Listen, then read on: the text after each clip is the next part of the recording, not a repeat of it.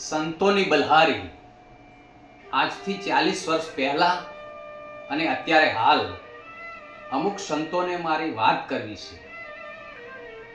ઘણા બધા સંતો ભારત દેશમાં છે અને ભારત દેશ એ સંતોની ભૂમિ છે. આ યુગમાં સંતોની વાત છે અને આ યુગમાં જે સંત થઈ ગયા એમની મારે વાત કરવી છે.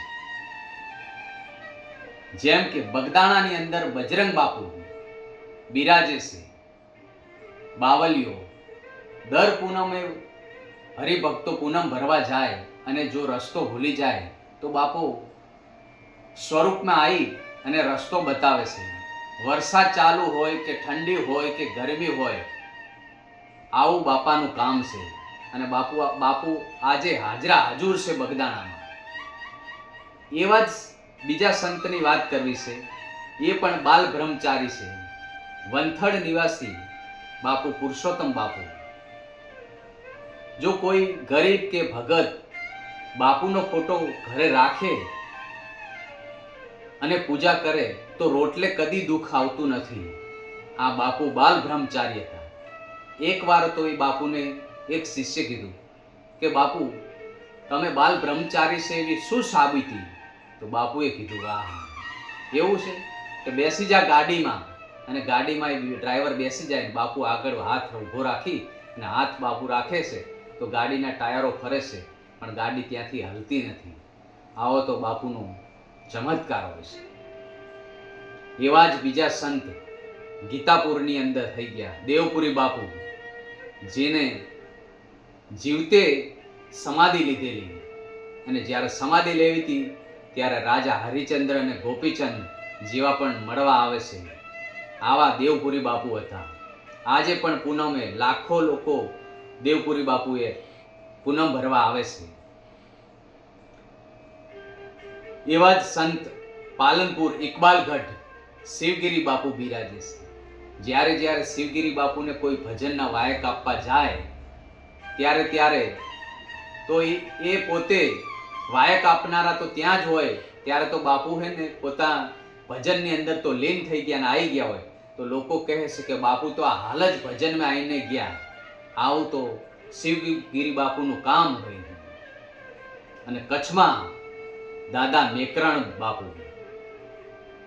બાપુ પણ એક કૂતરો અને ગધેડો રાખતા અને જંગલો, પહાડો અને રણનું બધા જ ફરતા દાદા મેકરણ કચ્છના મહાસંત થઈ ગયા. બનાસકાંઠામાં દેવ દરબાર ઓગણજી મહારાજ ઓગણજી પણ હાજરા હાજુર. આજે બનાસકાંઠાની અંદર ઓગણજીના હમ કોઈ ખોટા ન થઈ શકે. આજે તપોભૂમિ એવી તપી રહી છે. ઓગણજી આજે પણ એ જગ્યા હાજરા હાજુર છે. અને ગોહિલવાડમાં મસ્તરામ બાપુ એમની મસ્તીમાં બેઠા હોય છે. એકવાર એક ભાઈએ કીધું કે શું બાપુ તમે તો સવારે વહેલા સામા મળો છો? બાપુ તો બહાર જંગલ જઈને આવતા હોય. પછી બાપુએ તો વિચાર કર્યો કે હવે પછી મારે જંગલ જવું જ નથી. અને જીવ્યા ત્યાં સુધી બાપુ એમની મસ્તીમાં જ બેસી રહ્યા. લોકોએ એમની ચોકી રાખી બધું જ, પણ છતાં એ તો મહાસંત હતા. આવા તો મસ્તરામ બાપુ હતા. એમનું નામ જ મસ્તરામ બાપુ હોય. સતાધારમાં શ્યામજી બાપુ બિરાજે છે. જેનું શ્યામ જેવું કામ એવા શ્યામજી બાપુ બિરાજે સતાધારમાં. સતાધારમાં એક પાડો પૂજાઈ ગયો એ જગ્યામાં. આવી તો જગ્યા આજે પણ એ તપોભૂમિ તપી રહી છે. પરબધામ સંત દેવીદાસ બાપુની મહાસંતો થઈ ગયા. જે વિશાળ જગ્યામાં તો એમનો મોટો ધામ છે સંત દેવીદાસ બાપુનું. પણ સંત દેવીદાસ બાપુ અને માં અમરમાં પણ ત્યાં સમાધિ લીધી છે. આજે પણ ત્યાં લોકો લાખોની લોકો ત્યાં યાત્રાળુ આવે છે. અને જુનાગઢ સંતોની ભૂમિ છે, જ્યાં શેરનાથ, કાશ્મીરી બાપુ આવા અનેક સાધુ સંતો ત્યાં બિરાજમાન છે. અને જુનાગઢ એ મોટી યુનિવર્સિટી કહેવામાં આવે છે. સંતોની તપોભૂમિ છે.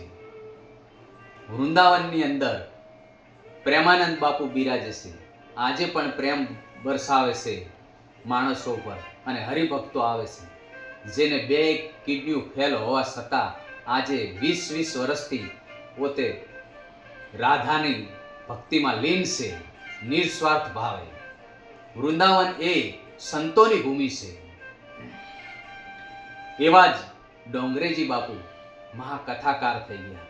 જ્યારે ડોંગરેજી બાપુ કથા કરે ત્યારે હનુમાનજી હાજરા હજુર સમક્ષ આવીને ઊભા રહે, પછી તો એમની કથા શરૂઆત થાય. અને ડોંગરેજી બાપુએ જ્યારે કથા કડી શહેરમાં કરી અને કડીની અંદર જે પૈસા આવ્યા એ ભાગ્યોદય હોસ્પિટલ બનાવી હતી. ડોંગરેજી બાપુની આવી કથાનો અનેરો લાભ લીધો અને આજે પણ એ હોસ્પિટલના સેવાઓ લોકો લે છે. તલગાજરડામાં મોરારી બાપુ, આજે મોરારી બાપુ ભારતની અંદર નહીં પણ દેશ વિદેશમાં કથામાં બહુ મોટું સ્થાન છે. એવા સંત શ્રી મોરારી બાપુ પણ આજની તારીખમાં તલગાજરડામાં બિરાજે છે અને સંતો અને ભક્તોની સાથે મસ્તમાં રહે છે. જો આનંદ સંત ફકીર કરે એસો આનંદ નાહી અમીરીમાં, એવું જીવન મોરારી બાપુનું. અને મોરબીથી ટંકાર માં કનકેશ્વરી માતા પણ બિરાજે છે. એ પણ દેવી ભાગવત એવી કથાઓ કરે છે. આજે માની કથાઓ સાંભળી અને લોકો વ્યસનથી દૂર થાય છે એવી તો માની કથાઓ હોય છે. જ્યારે માં કથા કરે છે ત્યારે એમ થાય કે સ્વયં કોઈમાં ભગવતી આવીને કથા કરતા હોય એવી તો માની કથા હોય છે. અને અંબાજીમાં ચુંદડીવાળા માતાજી બિરાજમાન છે. જ્યારે એ પણ માં ભગવતીનું કોઈ સ્વરૂપ હોય એવા માં ચુંદડીવાળા માતાજી પણ બિરાજે છે. બનાસકાંઠામાં સદારામ બાપુ બિરાજે છે. સદાય સુખ શાંતિ આપે એવા સદારામ બાપુ પણ છે. અને ભક્તોને કે નિર્વ્યસની રહો, વ્યસનથી દૂર રહો, આ એમનું કામ હતું સદારામ બાપુનું. અને દેત્રોજ, બેચરાજી અને વિરંગોમ બધે જ ફરતા હોય એવા કુંભગીરી બાપુ, જેનું મહાકુંભ જેવું નામ છે. અને આજે આજનું ખાવાનું મળે તોય શું અને ના મળે તો શું એવા સંત, મસ્ત ફકીરી સંત અને પરમ બગદાણા બજરંગ બાપુના પરમ શિષ્ય એવા કુંભગીરી બાપુ પણ બિરાજે છે. પીપળીમાં રામદેવ પીરની જગ્યામાં સવારામ બાપુ એટલે કે સવા ભગત થઈ ગયા. આ ભગત પણ જે રામદેવ પીરને અતિ પ્રિય હતા એવા સંત સવારામ બાપુ પણ આજે લાખો કરોડો દેશ વિદેશમાંથી પીપળી આવે છે અને પોતાની મનોકામના પૂર્ણ થાય છે. જૂનાગઢ અને હિમાલય એ સંતોની તપસ્યાની ભૂમિ છે. વૃંદાવન આ બધી સંતોની બલહારી છે. જો આનંદ સંત ફકીર કરે એસો આનંદ નહીં અમીરી में. રાધે રાધે.